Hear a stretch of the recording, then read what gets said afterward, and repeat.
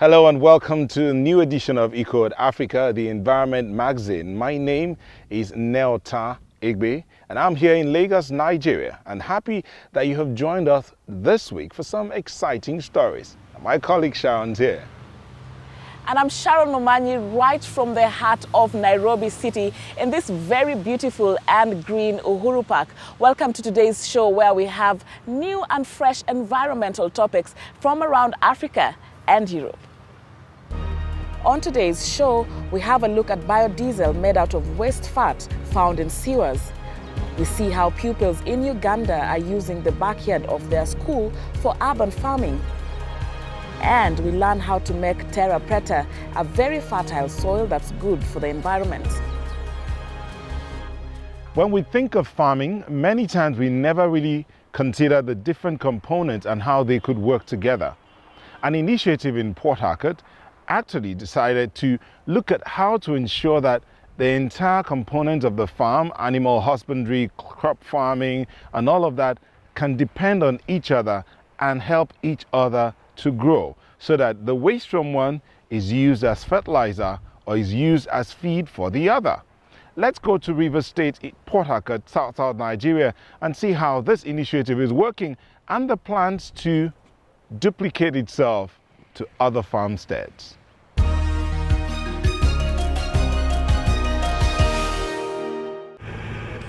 At first glance, it looks like an ordinary farm, but the Shanghai Rivers Initiative Farm is far from it.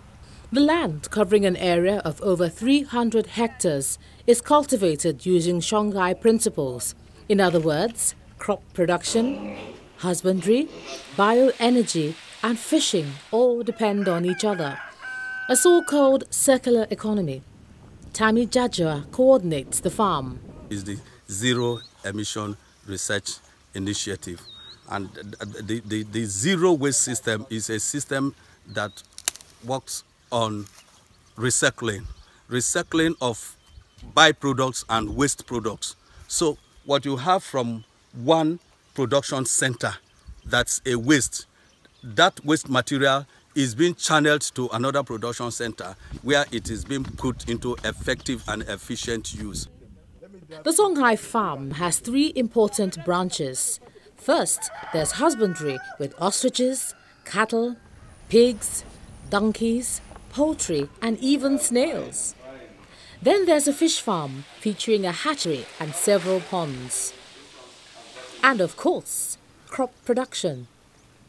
The aim is to link the different branches and organize them in a sustainable and environmentally friendly way. Nothing is considered waste. The manure from the chickens is used to fertilize the fields, and the wastewater from the fish ponds is used for irrigation. Shanghai philosophy prohibits all forms of chemical fertilizer and pesticides which are considered harmful. The system here is a system that we carry out a lot of cultural practices. One worthy of mentioning is the mulching. We use the dry grasses, the mulch, to suppress the weed. So you do not need to go and bring a herbicide to spray here. The farm also has installed a biogas plant where crop residue and organic waste are collected. When the material decomposes, it produces methane gas. It's odorless and can be used for cooking. We try as much as possible not to waste some of these byproducts. The effluent is a byproduct. Now, this effluent material you are seeing here itself is useful.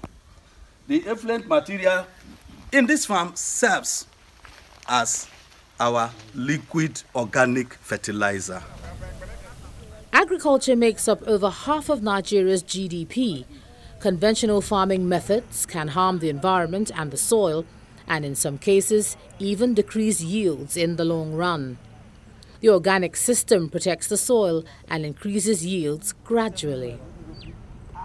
We are not just looking at the human health alone, we are also looking at the environment, because these chemicals that ends with the CIDE, the pesticides, the insecticides, the herbicides, the rodenticides, all of them adds poison to the environment.